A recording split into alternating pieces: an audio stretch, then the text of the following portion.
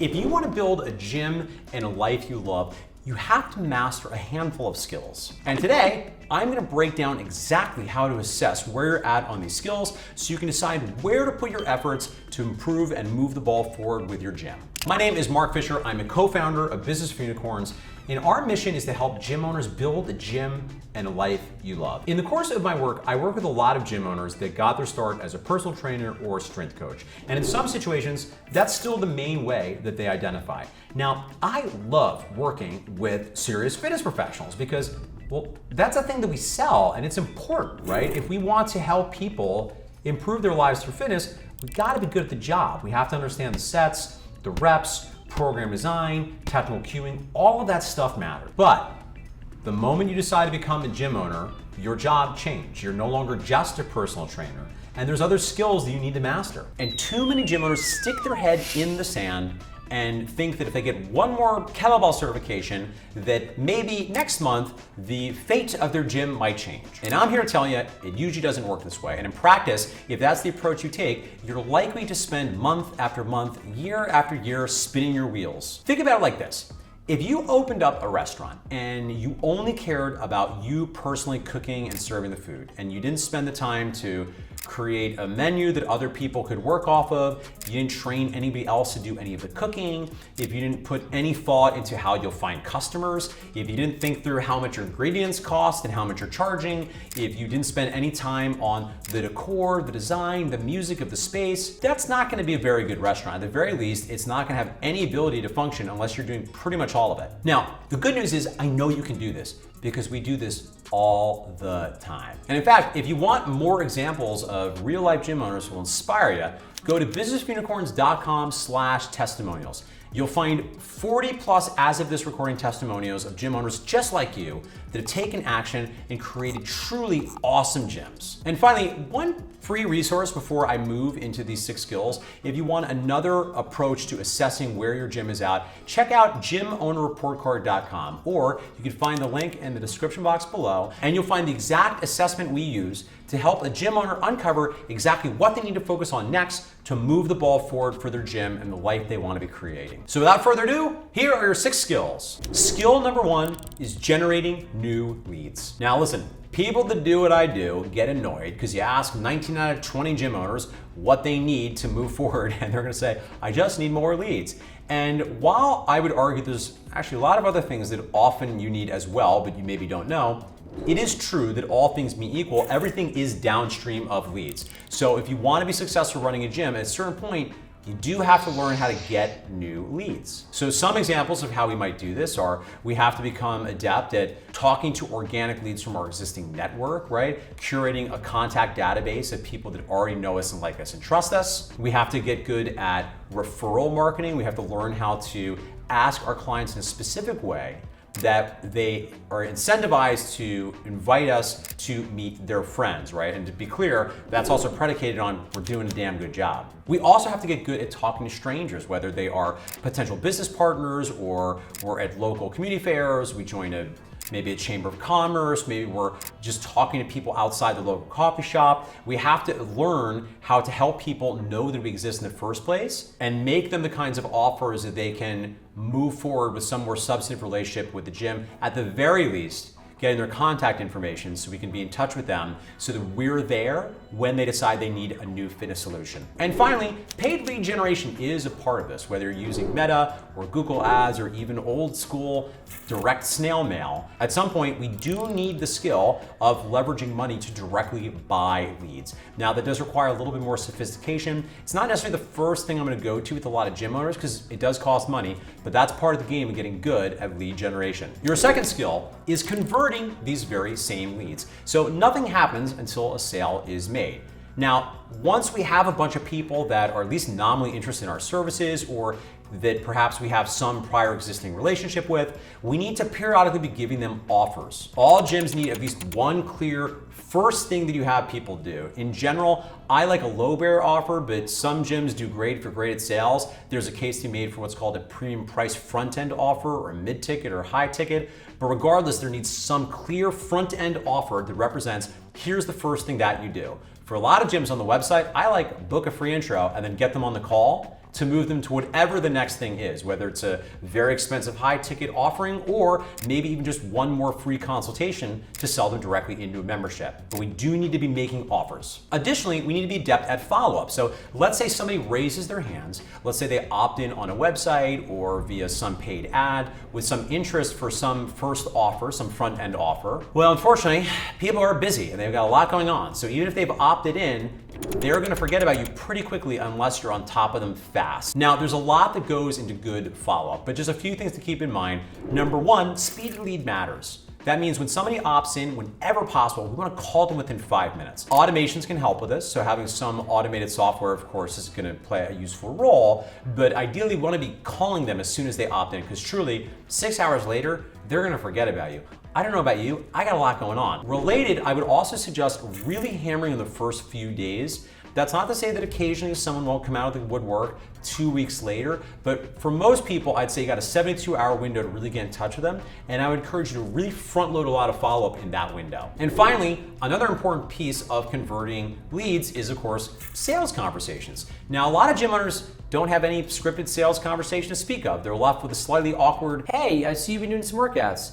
Do you want to keep doing workouts?" And we can do better. There's a lot to be said about that. And in fact, I have an entire playlist for sales on this here YouTube channel if you want to learn more.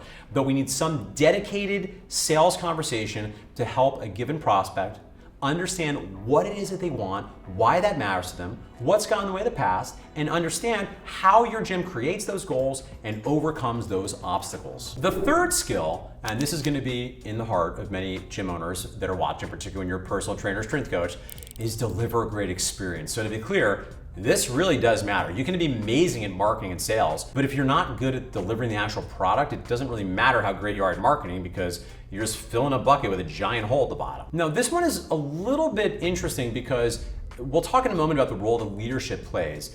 Because there's somebody said for, in the beginning, you are the whole product, right? But eventually other people are gonna play a role as well.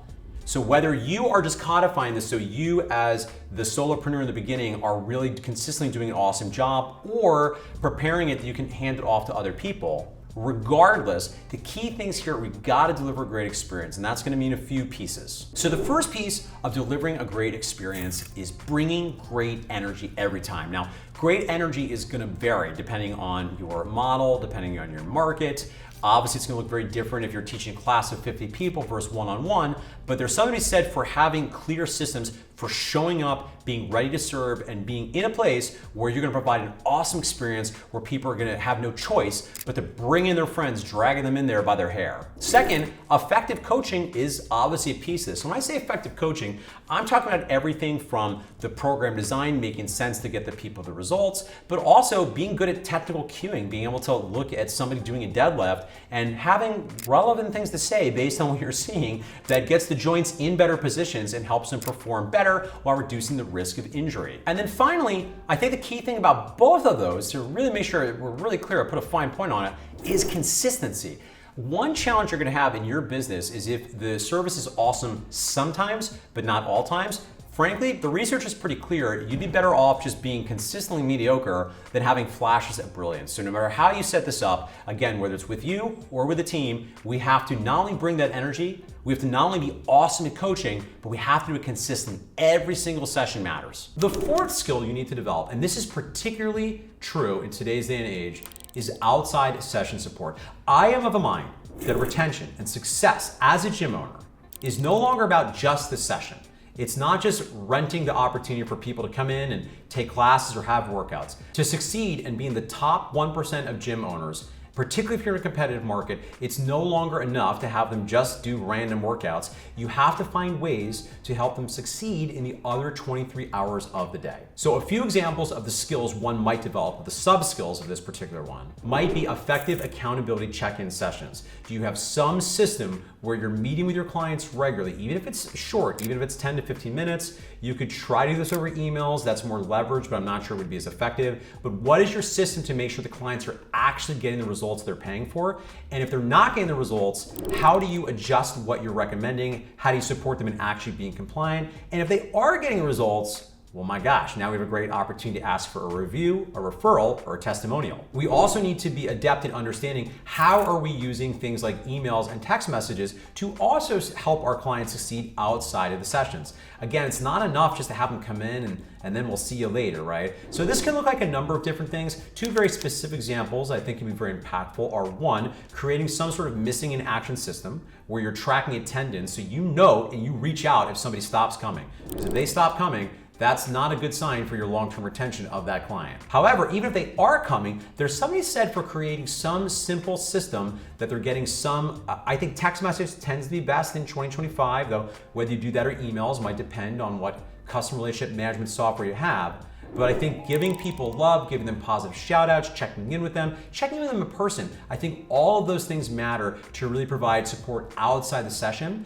and become an important part of their lives besides when they're just in the four walls of your gym. And finally, I think the third piece of this is having awesome community events. Whether you're having these monthly or quarterly, creating spaces where people can get together and deepen and enrich their connection with other members of your community, I think is important, both for long-term behavior change and for your business's success, because this is going to impact retention. Now, don't get too overwhelmed by this. I think a lot of people sometimes make this more complicated than it needs to be. Honestly, just having a happy hour at a nearby bar where you invite people to come hang out, or setting up a hike where people are going to spend some time together outside the gym, or maybe a picnic in a park on a Sunday. The sky's the limit here, and you can really brainstorm a ton of different ways for your clients to have an opportunity to get together and connect with you in the gym outside of those sessions. But I think when you take all these together, you're going to really make a much stickier product. Again, it's not only good for you, but it's going to improve retention. Number 5, if you really want to succeed at your gym, you're gonna have to learn how to lead and develop great people. And there's a lot of pieces to this. Again, I have an entire playlist on this here on this very YouTube channel if you wanna dig in. But a few pieces that are key as you look to master this skill. The first is you have to be the person that the people you are looking for, which is to say, if you're not managing your own personal development, if your team doesn't want to be around you, if you don't give them energy, if you're not someone that they can also look up to and admire and want to follow your lead, that's the very first thing you're going to want to work on, right? Because if you're a C-level energy, there's no way you're going to get an A-level energy to work with you. And if you're a C-level energy and you're hiring B-level talent, well, I got news for you. That's not going to lead to a very successful gym. Certainly not in today's competitive market. Second, you want clear SOPs. So as I mentioned, this relates to some extent from what I was saying previously about creating clear standards for the actual experience. Well, now if you have other people delivering service, which by the way, this is going to be a necessary thing if you really want to maximize income, impact, and freedom, you can't do it alone. And another thing I'll tell you is if you have a high performer, one of the things they're most looking to you for is they want to know how to win. They want to know what success looks like. So by creating clear systems and SOPs, you're not only facilitating a more consistent client experience, but you're making it easier for your A players to succeed because they know exactly what you want them to do. And finally, a third skill that relates to leading and developing team is creating some sort of regular system of development and attention. So what this is gonna look like for a lot of gyms is some sort of regular meeting pulse. Now this regular meeting pulse is gonna look different based on what their role is and what their responsibility is. If you have a general manager, or as I call them, a sous chef, maybe you're meeting with them once per week. If it's a trainer that's part-time, maybe it's every 6 weeks. And these meetings don't need to be onerous, but they do need to be an opportunity for you as the owner to give people attention. One of the most important things to understand is the thing that will hurt your relationship and hurt the results with your business is when people feel neglected. So you need to build this in as a system, and then you as the leader need stubborn, pig-headed discipline. You have to show up for your people. You have to do this consistently because otherwise it's too easy for things to get unaddressed, for there not to be a feedback loop for you to your team or your team to you. And the other reason I think this is so important is if you get in the habit, as I would suggest, of always starting your meetings with gains and focusing on what's going well, you will teach your team to learn how to be positive. You will have an opportunity to catch them doing things right, which is a huge part of leadership, right? Because nobody likes to be led by somebody that's just always pointing out the things they're doing wrong. But remember, we're selling Solveforce. It's a gym. If your team is not feeling particularly excited about their job, that's going to show up as far as your financial results and also the results we can get for our clients. And finally, skill number 6. is mastering the numbers. Now I get it, there's a lot of gym owners that don't love math, they find it overwhelming, but ultimately at the end of the day, the good news is the math we need to do as a gym owner, it's 6th grade math, right? Nobody's asking you to do calculus, but if we're running a business, ultimately the game of business requires a scorecard. I mean, think about it, it wouldn't be fun to play a game, but you don't know what the rules are, you don't know how the scoring is being kept. So some of the ways we'll do this is having some sort of key performance indicators or metrics. You can track them on a weekly or a monthly basis, depending on where your gym is at, but we need to track some numbers that are correlating with the business's success. Obvious ones here would be things like leads, sales, terminations, churn, revenue, and expenses. Now, related to revenue expenses, the other thing that you'll need to master understanding as a gym owner are your financial statements. And particularly for gyms, the profit and loss is going to be very important to assess month over month, what are the trends? Are there revenue lines that are going up or down?